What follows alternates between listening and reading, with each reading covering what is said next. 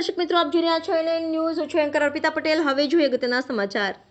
20 વર્ષ પહેલા સલાબતપુરા પોલીસ સ્ટેશનમાં નોંધાયેલ ₹9,47,497ના ગ્રે કાપડના ચીટિંગના ગુનામાં નાસ્તા ફરતા આરોપીને દબોચતી સુરત શહેર એસઓજીના માણસો સુરત શહેર વિસ્તારમાં પેટ્રોલિંગમાં હતા. તે દરમિયાન આસિસ્ટન્ટ હેડ કોન્સ્ટેબલ હર્ષદભાઈ નવગણભાઈ તથા અનિરુદ્ધસિંહ મેરુભાને મળેલ બાતમીના આધારે ગોડાદરા મહારાણા પ્રતાપ ચોક પાસેથી આરોપી ભેરુદાસ ઉર્ફે ભૈરવસિંહ સન ઓફ પ્રમુખદાસજી વૈષ્ણવને સલાબતપુરાથી ઝડપી પાડેલ છે. મજકૂર આરોપીની પૂછપરછમાં તેણે જણાવેલ કે આશરે 20 વર્ષ પહેલા સાગર માર્કેટના દુકાન નંબર 189માં બાલાજી પોલીસ વર્ક્સ નામથી સાડી પાલિશ કરવાનો વેપાર કરતો હતો અને તુલસીદાસ વૈષ્ણવને સાથે દુકાનમાં કામ કરતા હતા અને પોતે સાડી પાલિશ માટે સંજયભાઈના દુકાનેથી લાવતા હતા અને સમયસર સાડીનો પાલિશ કરીને માલ પરત આપી દેતા હતા અને સન 2002 થી 2005 સુધીના સમયગાળા દરમિયાન સંજયભાઈ સાડીનો પાલિશ કરેલ મજૂરીના પૈસા આપતા ન હોવાથી અને જે મુજબ નક્કી કરેલ માલના ભાવ પ્રમાણે પૈસાના હિસાબ નહીં આપતા કુલ્લે ₹9,47,497નો માલ સંજયભાઈને પરત આપેલ નહીં અને તે માલ સગે વગે કરી દીધેલ હોય,